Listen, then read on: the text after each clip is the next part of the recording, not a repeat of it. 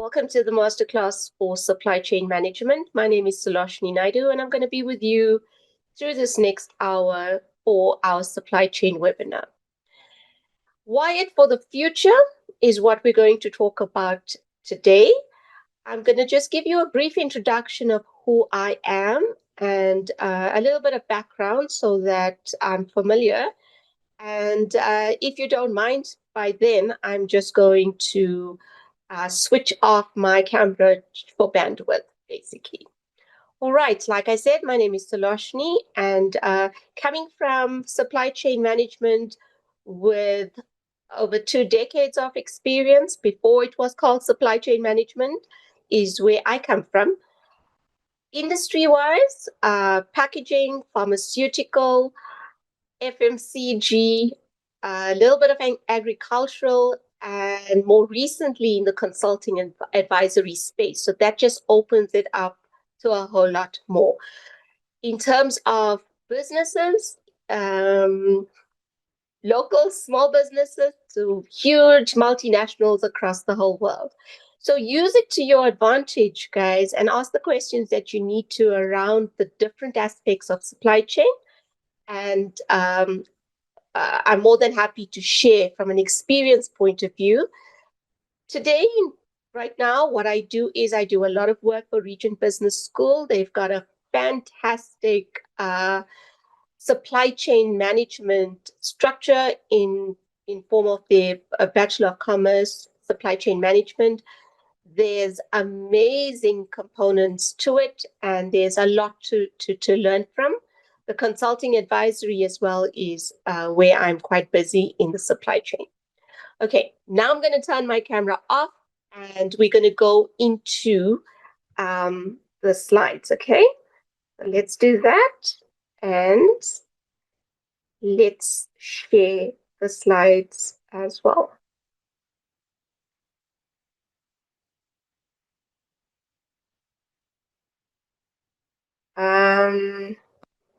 There we go. Okay, so you should be able to, just want to make sure everything is all good. You should be able to see my slides quite clearly. And so let's just go through this quickly, just some admin.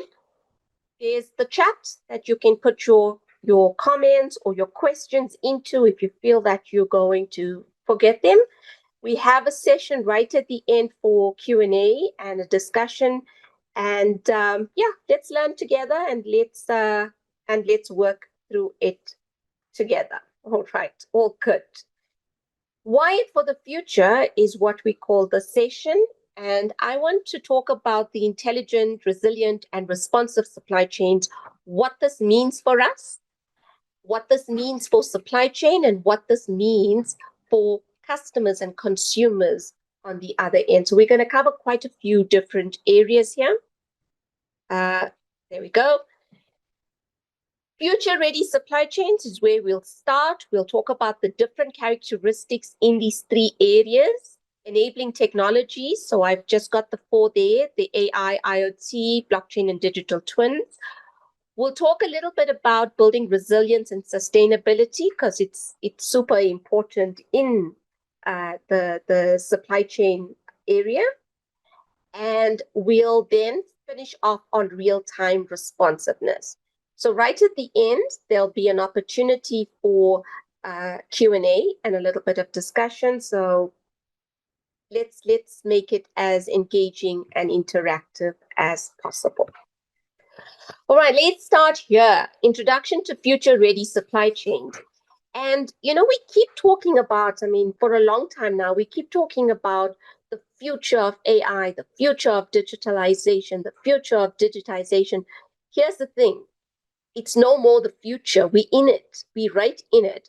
And we've got to make sure that we are prepared, that we are ready, that we are moving. So from an introduction point of view, we need to remember that supply chains are under pressure from really demanding consumers and customers, pressure from all of the global situations from a geopolitical point, from pandemics, there's a lot of pressure. Over and above that, there's hyperconnectivity, meaning that we've got things moving on ships, on planes, digitally. We've got all kinds of disruptions and movement. There's a whole lot that's going through, and we've got to keep on top of it. So if I just stop there for a second, as consumers, now just don't think as supply chain guys, think as consumers. As consumers, we want what we want, when we want it. We want it delivered to the right place at the right quality. And if we don't get it, we're not shy about going next door and shopping there. Yeah. As a supply chain or as a business, they don't want you to move because they need you as their customers in their lane. So they're dealing with all kinds of pressure from all different areas to make sure that there's value given back to the customer. Now, this thing that we call supply chain disruption, which is like a major buzzword in today's world, supply chain disruption, and we call it a new normal, but basically it's saying we might not get materials on time because coming from China, there's an issue, or there's a political uprising in a certain country, or there's cyber threats and that business has shut down for the rest of this week, or there's weather conditions, or whatever the case might be. This disruption is an everyday thing that we have to deal with. Here's the thing. Whatever we've been doing, all of the reacting, the wait and see, the let's play it by ear, let's wait a day, we can't be using those models anymore. It's not going to work. You see, the future, or where we are right now, means that we need to have an intelligent, resilient, and adaptive, a real-time movement supply chain. And why for the future, and how I chose this whole topic, is about embracing this digital transformation, not just planning anymore, not just thinking about it, but really embracing it, grabbing it with both hands and going through. Now, with anything new that we do, you all know that you got to measure it, you got to monitor it, and you got to feedback. Am I performing? Is it working? And this is where the agility and the innovation and the transparency comes through. What does it mean? Well, it means that we need to add value to the customer, which is what supply chain's always been about, right? However, with all of what's happening now, it means that we need to integrate digitally. So if we're a head office in Belgium and we've got 62 sites all over the world, our customers in South Africa versus our customers in Brazil versus our customers in Ukraine have different wants and needs. But are we integrated to understand that from a central point so that we are giving them what they need? Data-driven decision making, and we'll jump into what that means a little bit later, but we don't make decisions subjectively. We don't go on our feelings and emotions or just what we think. We deep dive into the data, and the data then creates the scenarios, and we're able to plan so that we make good decisions objectively. Visibility, like I said, head office wants to see end to end what's going on everywhere and end to end of the supply chain itself. And then, of course, your sustainable and ethical sourcing. We're not going anywhere with just being a profitable, from an economic stance, business. Nope. Customers, your industries, everybody wants to make sure that there's an environmental program, that there's a corporate social responsibility program, and there's an economic platform that's driving our business. So are we wired for this kind of future that's driven very, very much by the digital area? How are these future-ready companies leading the way? So there are some businesses out there, and you know some of them. If you just do a little bit of research, you'll see that they are leading the way, and they are getting ahead, and they're making the digital platform work for them. So let's look at your supply chain and understand where these different functions, how do they work so that they're not just practicing and they're not just planning, but they actually ready to take it on by both hands. Strategic procurement is the first area. And strategic procurement is not operational. Strategic procurement is being a partner to the business. Think about the millions and billions of rands and dollars that actually go through the hands of procurement. I would, as a business owner, want to keep them very close to me. You see, these guys are working with the external supply network. They're working with suppliers. Now, how does the digital aspect, or Wired for the Future, actually get procurement to utilize it and bring back the savings and bring back the optimization and all of the learnings into the business so that we're profitable all three ways, right? And this is about making sure that data is in real time. This is about if we use AI as procurement and we say the ship is leaving China on this day and it's going to take 5 weeks on the water and it's coming through the port. And if we go through making good decisions based on artificial intelligence, we'd be able to see, hang on, China's not, or where our supply is sitting in China is going through, I don't know, some kind of weather pattern, and that's going to delay. And it runs a whole scenario for us so we know what we need to do before the problem hits. That's how we use it. So what does procurement do? Procurement wants to make sure that there's savings. Procurement wants to make sure they're negotiating well. Procurement wants to make sure they're buying better and that they have a good, solid relationship with their suppliers, and they can measure the performance as well. If we move into operations, it's about being agile, it's about being responsive, it's about having lean principles to be continuously improving. And this is where we use things like your digital twins, your smart systems, machine learning. It's not like the old days where you were commissioning a line and it took a whole week and some, because we can't afford to do that. Like I said, our customers will go and shop next door. We're taking too long.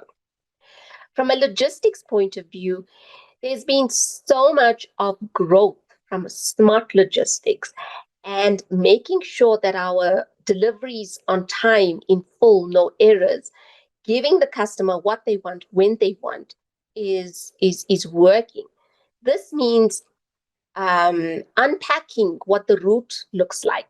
It means measuring what your inventory in your warehousing is like, right? Remember, logistics is the biggest cost component of your supply chain. It's made up of warehousing and distribution. And if you can cut costs here, you're going to be a hero, because the percentages here is going to, it's big. The cost is huge. The last two is about end-to-end visibility. And here we can use blockchain and transparency, managing risks. And your integrated ecosystems is around the entire supply network. So inside our business, we've got, from the time the goods enter our business as raw materials to the time it leaves our business as finished goods. But bringing in your suppliers and their suppliers and bringing in your customers and maybe their customers is integrating this whole ecosystem. So we're looking at our goods from beginning to end. And digitalization across the whole way is super key. That takes us now into breaking down intelligent, resilient, and responsive supply chains and what they mean.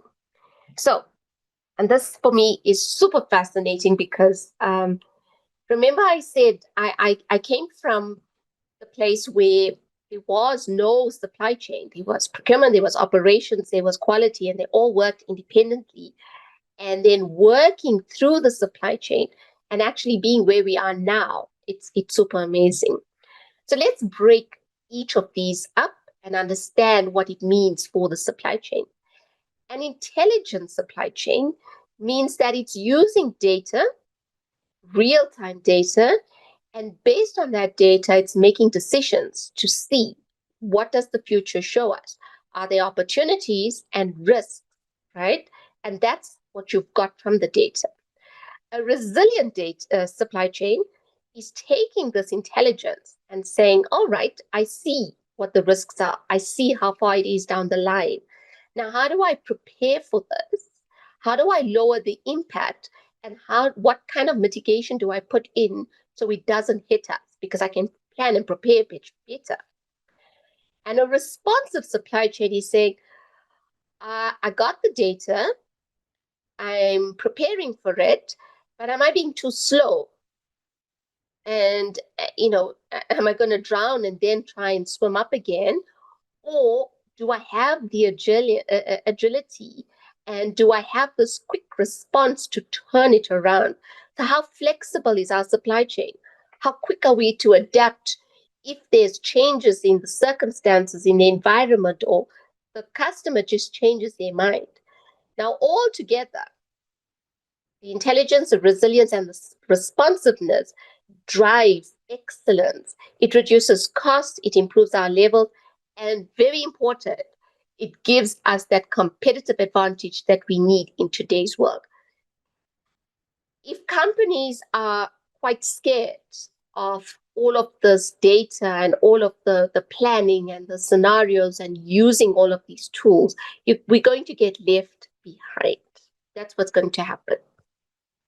So let's break up each one.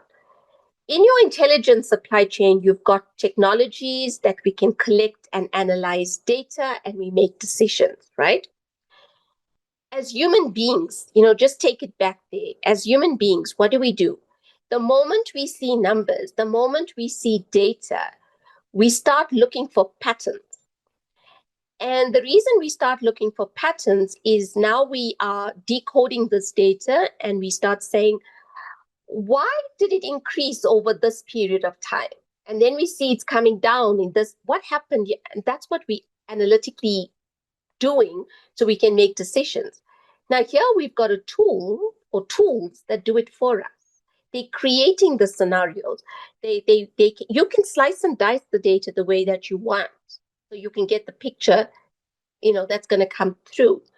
So your intelligent supply chains, then we use big data analytics so that we can find what the trends are, what the problems are.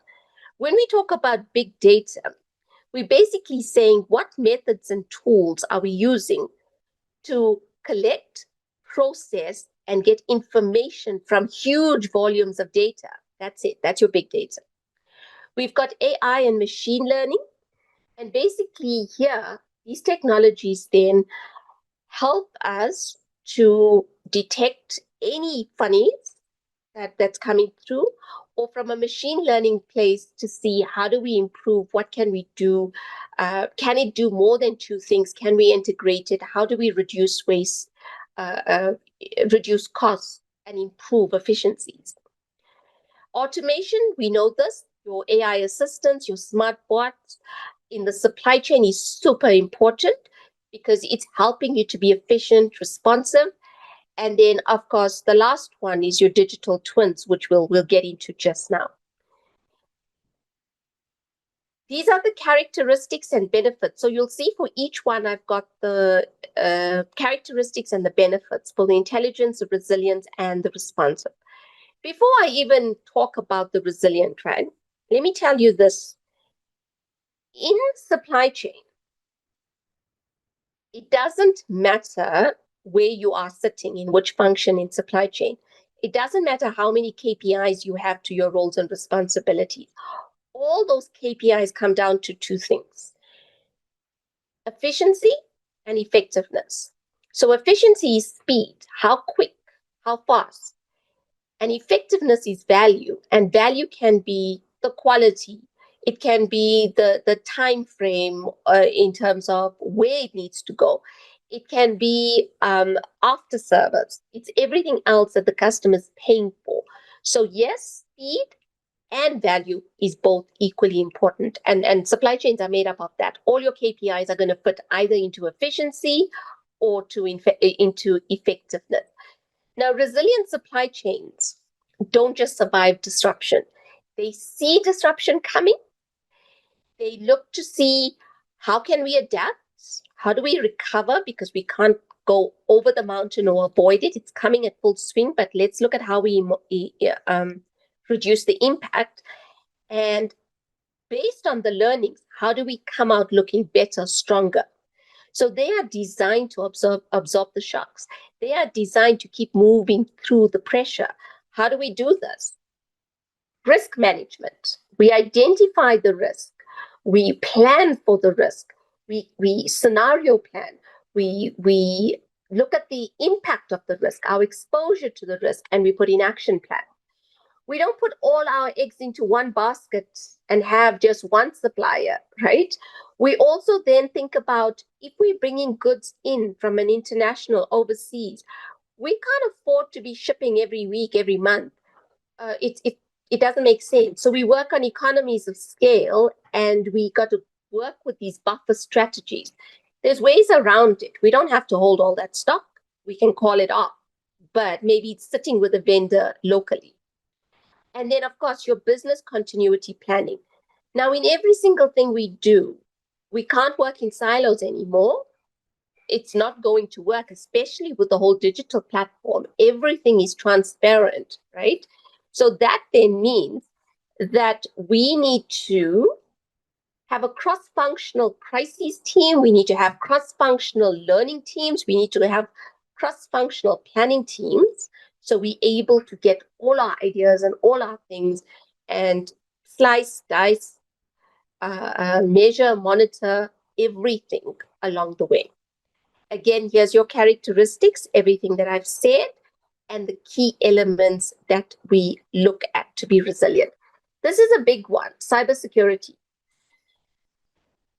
You know, just as hard as we work in our line of business, we've got business plans, we've got objectives, we've got strategies, all of those things. The scamming industry has the same. The scamming industry have got business plans, they've got measurements, they've got KPIs, and with the digital platforms we work on, they're ever ready to find that loophole. So you'll find that we've got to be resilient. We've got to keep changing because they will catch up, and then we got to keep moving. Okay?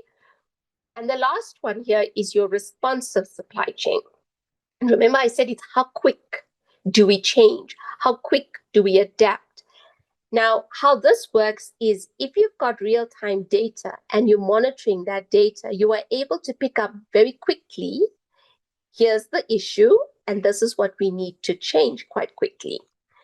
The model of a push system, like back in the day when I made 500 loaves of bread and I said to my team, now go sell 500 loaves of bread, doesn't work.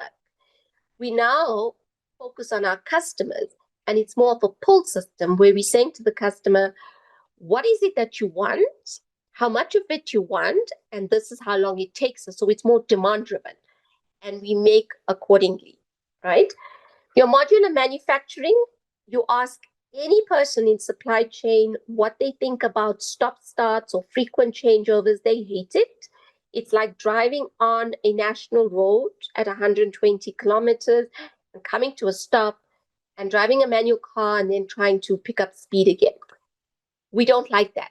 So what we try to do here is a modular manufacturing, which is a little bit of a plug and play, where systems can accommodate for the different products, the different markets, but a quick way of changing over, of moving forward, that sort of thing. And collaboration speaks for itself. So this is what we look at the characteristics, and of course it's powered by all of these things here. Now, individually, these are powerful. Integrated, they're amazing, because intelligence gives you the foresight of what's coming based on the data. Resilience then makes sure that you are able to stabilize it. You are able to pull through that point of disruption. And responsiveness is saying, oh, we're flexible. We can come out of this quick. We can move quickly. We can adapt quite fast. So when we combine it, we are really doing well for ourselves. And it's not something nice to have. In today's world, it's an absolute necessity. It's to stay alive. It's a necessity. The next area that we are going through is, I just want to look here quickly. Okay. The next area that we are going through here is your enabling technologies. So we're going to talk through these few here, right? Here we go. ERP systems. This is a big one. Most companies function on an ERP system. I mean, to the extent where we don't know how we did it without an ERP system. Your enterprise resource planning, that's what it stands for, is a system that the whole business uses. So finance will have their component and a suite of what they need to do. HR will have theirs, and supply chain from material resource planning that fits in here to distribution resource planning that fits in there. You can have warehouse management systems that's integrated in here, but basically all data goes in. You've got an end-to-end view, and it helps you to make good decisions. You are able to see what's going on. Product and process innovation is also quite important in this area. And basically what we're saying is that we don't just come up with new products all of the time for customers to stay. You know, it's not always about that. Let me break it down like this. This is the best way to understand innovation. There's two areas that we look at in innovation that will make you stand out and have competitive advantage, right? The first one would be if you've got a super unique, differentiated product, customers will pay for that because that's the product. Think about all the things that you will pay more money for is because of the type of product or the brand, right? The other one is your price differentiation. And that is if you are able to provide a product that maybe other competitors have, but you can come at a lower price, then that's going to get the customer to buy from you. So it's product differentiation, price differentiation. Now, when we innovate, and if our product is amazing because of the technology we have, then that's all well and good. But if we are producing something that we've got a lot of competition for, we want to innovate our processing. We want to streamline that. So if we can save R1 or R2 on our processing, we're able to pass some of that saving onto our customers. And that puts us then heading up the competition. Okay. Your digital transformation, obviously, is everything we talked about, and we're going to get into these things now. And the last one here is your green supply chain and your corporate social responsibility, which is something that we take quite seriously, measuring the carbon emissions, measuring the waste, monitoring your waste to landfill, and we build green supply chains to get us through that, right? I talked about your triple bottom line earlier, your planet, your people, and your profit. And this is where it fits in. So we're not just profiting for our business as a whole, we're also taking care of our people and the people outside of our business. And we're also making sure that there's a planet for the future generations. So these are some of the areas that we work through. Okay. Now, enabling technologies is really talking about these four: artificial intelligence, the Internet of Things, your blockchain, and your digital twins. Individually, they're very powerful.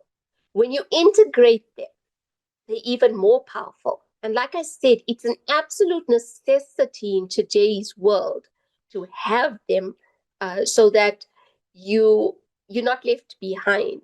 You're not just managing, but you want to lead, right? And that's where it's coming through. So if I take the first one, AI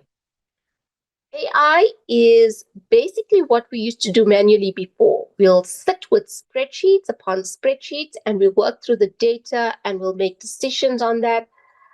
after having a lot of pain in the brain and lots of coffees and everything else that's not good for you. But we've got AI now that's able to do this, not just take the data, it's able to start forecasting for you. So just think about it. They will take the historical sales that your system has on your ERP. AI will be able to go and look at the weather patterns in the coming months, the seasons in the different areas. It will take the market indices for that particular commodity in that area, whatever's happening in the, and it will give you a good scenario of what it looks like, so you can go and make better decisions.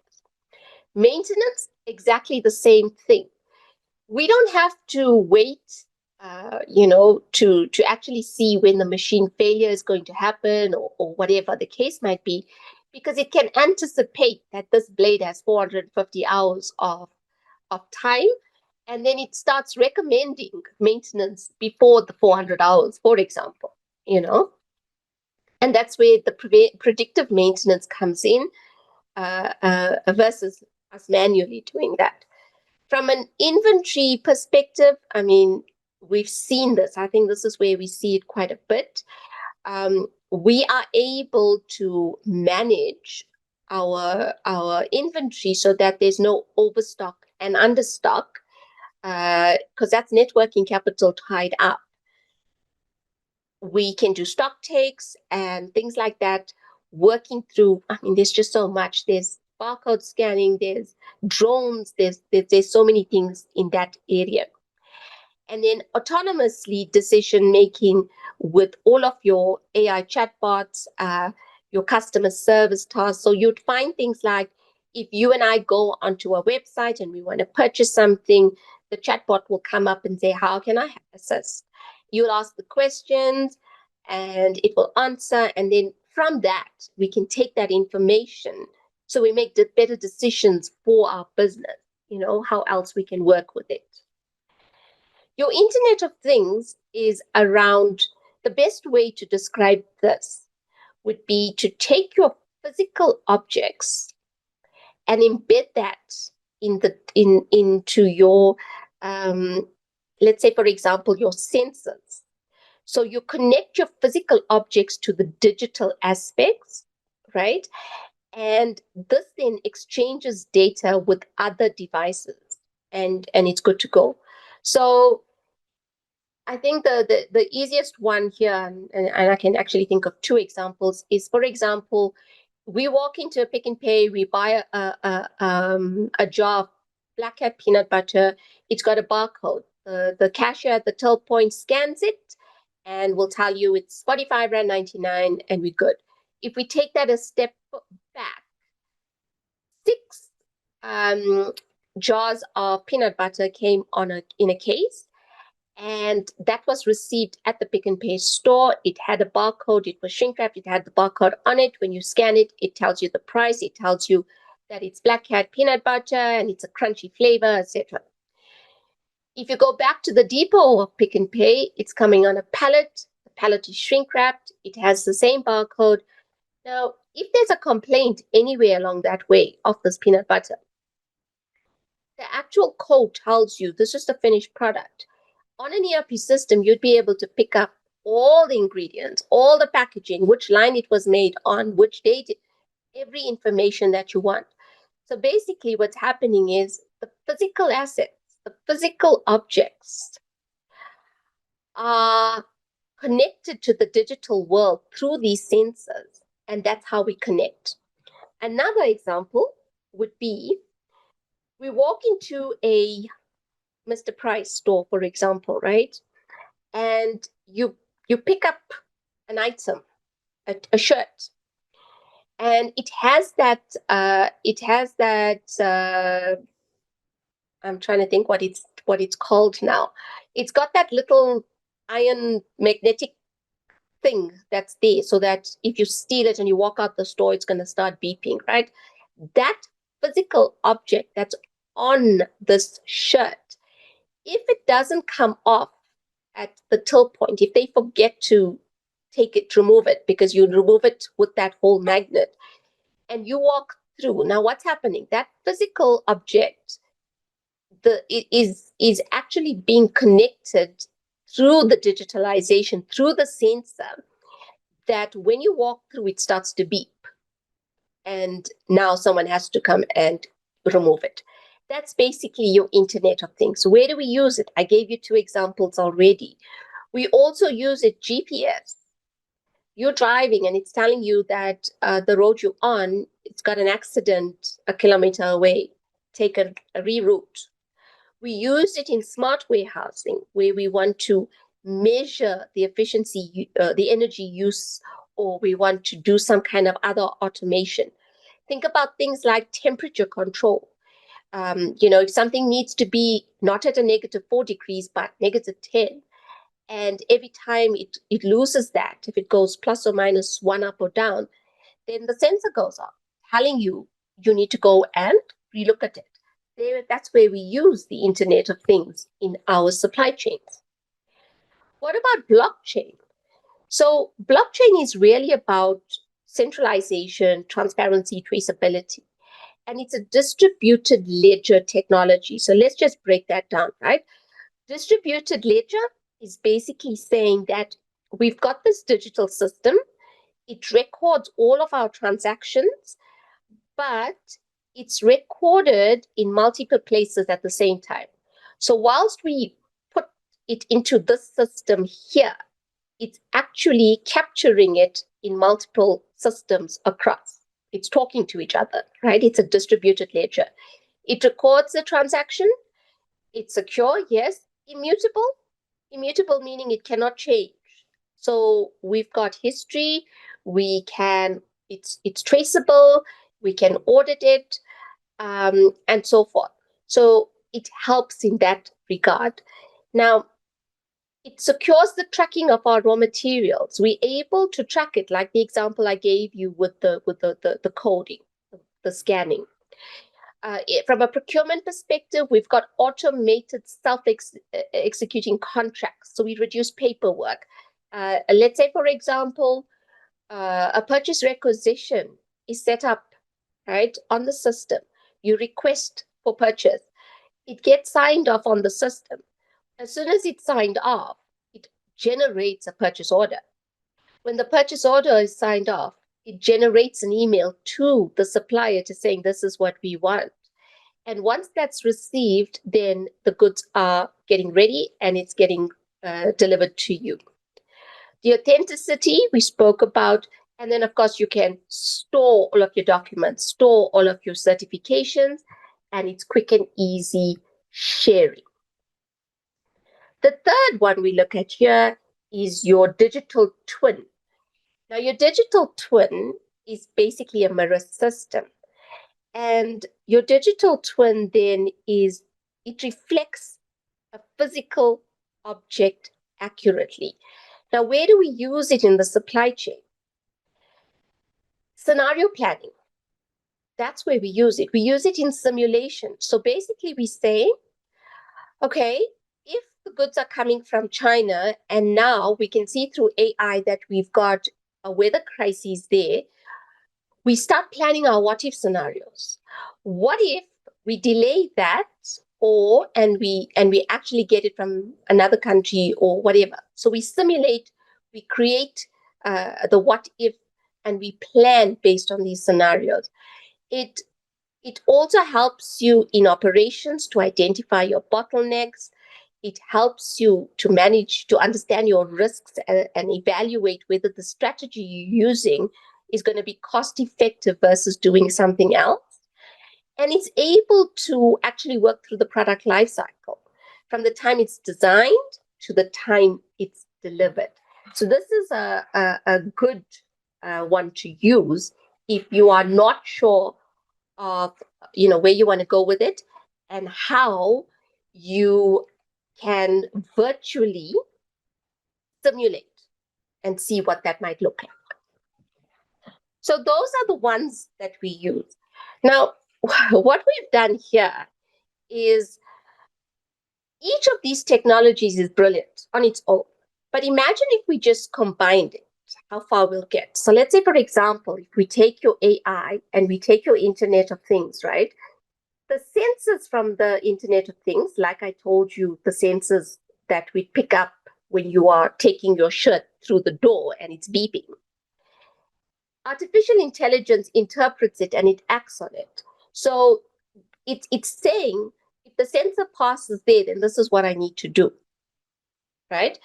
If, for example, the shirt is going through, but the clip is out, then there's no sensor, and this is how it interprets it. Okay.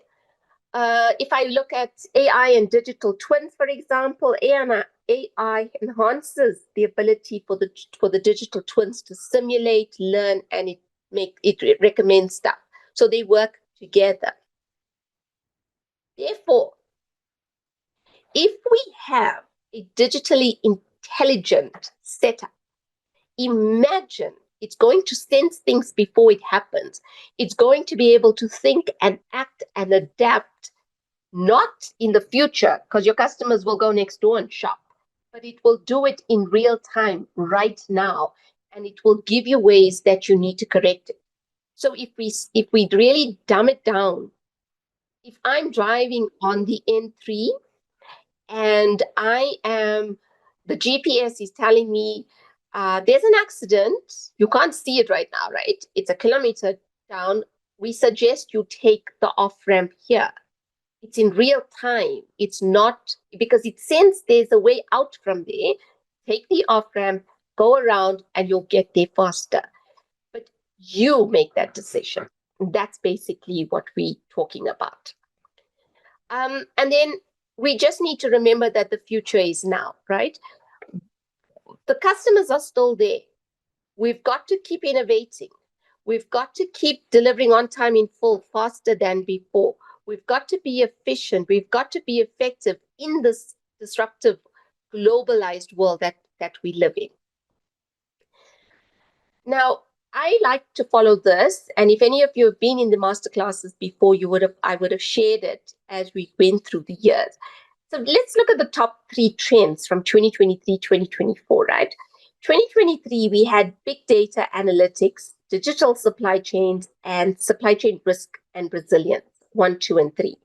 When we got to 2024, digital supply chains moved from number 2 to number 1. We've had big data and analytics that came down to 2. And artificial intelligence, which was number 4, moved into number 3. Okay. We had a new one that came into 2024, and that sat here at number 10. Geopolitics and the deglobalization of supply chains. That's sat here. Okay. Now, if I go into 2025, artificial intelligence, which was number 3 in 2024 and number 4 in 2023, actually moved to number 1. And look at this. Global trade dynamics, geopolitical policies, which was sitting somewhere down here, moved in there. And then your big data analytics and so forth and so forth. So it's just interesting to see what's trending and what's moving and what that is looking like. This is just a trend. I want to move into this. There's just a couple of slides left, and then we'll open up the Q&A in the next 5 minutes. Building resilience and sustainability. We talked about processes, and we know that there's disruptions is a way of life, but how do we be proactive instead of reactive in terms of this? So how do we build resilience? How do we build sustainability into our processes, into our products, into our people's mindsets, behaviors, and capabilities? How do we partner and collaborate with customers and suppliers and internal stakeholders to add value and give them what they need when they need it? How do we manage it so that we're still profitable, reducing costs, lean principles, etc., etc., and then it's increasing flexibility. The faster we are, the cheaper we are, the more responsive we are to complaints, to changes, to demands, and so forth.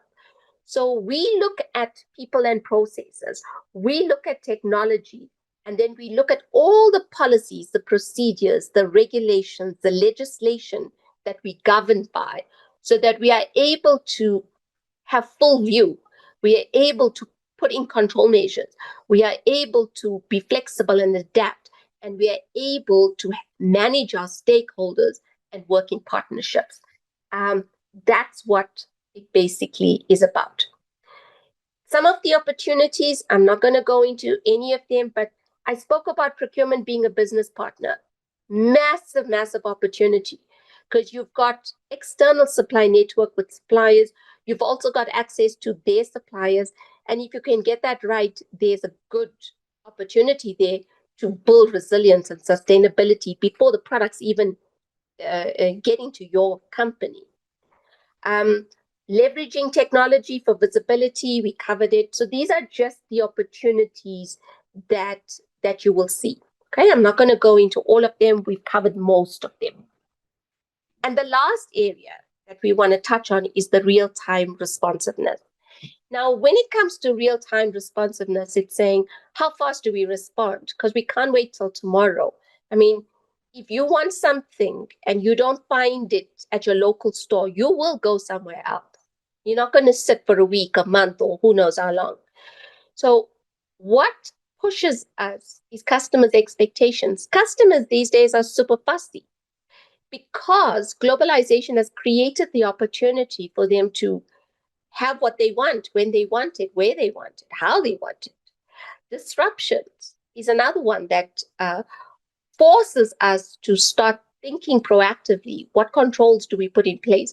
How do we manage and mitigate and work through it?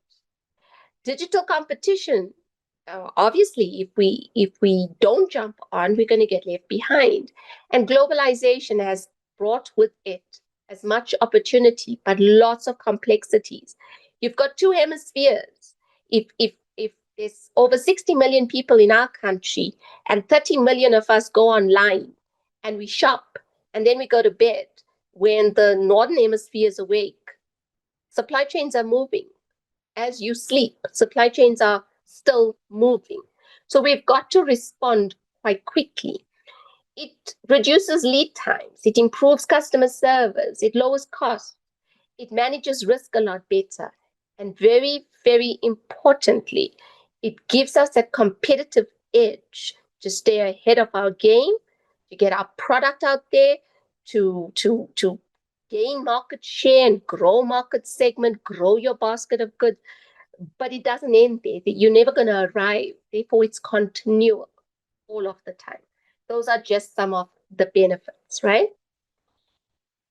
Now, with everything comes challenges. So your real-time responsiveness, some of the challenges here might be things like your data silos. You can only see what you can see and you're not seeing the rest. Not so long ago, logistics sat out of the supply chain.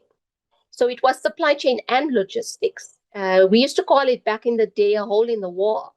Everything on this side of the wall was managing costs and managing people and trying to get everything as low as possible. Once the product was made and it went through the wall, when it got to the other side of logistics, we didn't know what happened to it on this side. Basically, it was getting to the customer and logistics did whatever they could. Now, if we saved 100K every week and logistics cost was 200K, they ate into our profit. So the silos, if you think of it from a data point of view, is basically saying that we can't just look at it in our own. We've got to look at it as a whole, end to end. And sometimes these are the challenges. We can't see all of it. We make decisions, we waste time, we waste money. Legacy systems do not support real-time integration. Now, what you'll find here a lot of the times is that your warehouse management and your transport management, because logistics sat outside of supply chain, they had their own systems. Now, if we want to integrate it, it costs too much money. So we still working with an ERP, and then we've got those outside systems. And guys, for companies, there's a lot of companies like this. There's a lot of people like this. We still have our 16 spreadsheets on the side. Never mind the system, right? Another challenge is the resistance. We don't like change as human beings. This digital process is actually creating more work for us to do. It's outside of our scope. It's taking too long. And this then becomes a challenge. And then, of course, the last one, which I spoke about, the scamming industry, which is all of the risks that you are exposed to because your information is in a lot of places. And if it's tapped into in one place, it's going to reach everywhere else if that's the case. So basically, we need to invest in the security. We need to invest in the digitalization. We need to invest in re-engineering our processes and transforming our people and culture to actually be ready and to work in that sort of setup. Okay? So when we evolve, our supply chains then become very effective. They're able to detect, they're able to resolve issues quickly, and we're able to deliver on time in full. We work across the different areas, and we can be responsive, resilient, utilizing all of the intelligence within our supply chain. And this is where I stop. And if you have any questions, anything that you want to ask, anything that you want to know, anything that you want to say, this is now your time.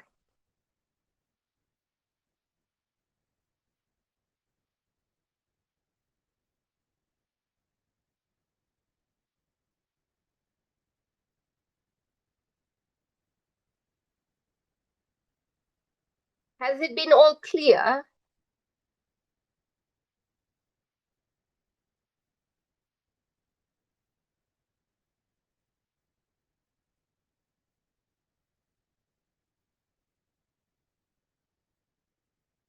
Perfect. Okay. All right. If it's been all clear, and if you guys, I mean, we still got 7 minutes left. If there's anything else that anybody wants to add or anyone wants to ask, it can also just be about supply chain itself. It can just be about supply chain itself. Doesn't have to be the digitalization of it. Supply chain in the private sector, supply chain in the public sector. Then I'm more than willing to take on any question.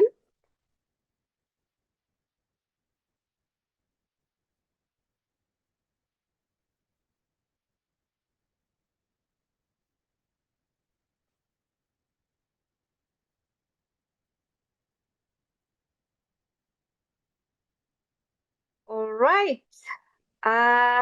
Okay, very clear. I normally have tons and tons of questions being thrown my way about different companies and different supply chains, but if everybody's all good and everybody's all clear, I'm not seeing anything else coming through.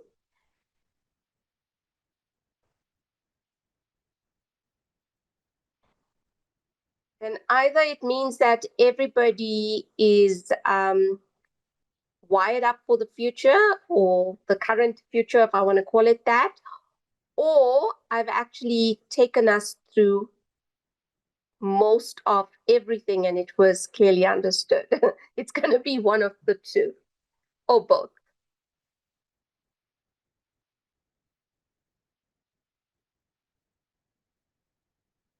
Okay, so I don't see any typing. I don't see any hands up or anybody that wants to say anything.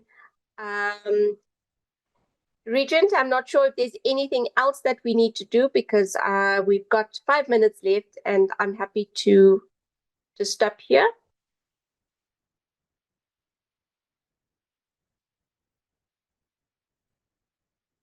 All right. Guys, I'm going to say thank you. Thank you very much for giving me your time this evening. to go through this. Thank you very much for all of your good comments that I'm seeing through, and I look forward to hosting other sessions, and I do hope that you join in other areas of it. Enjoy the rest of your evening and the rest of your week. Thank you very much. Take care. Bye bye.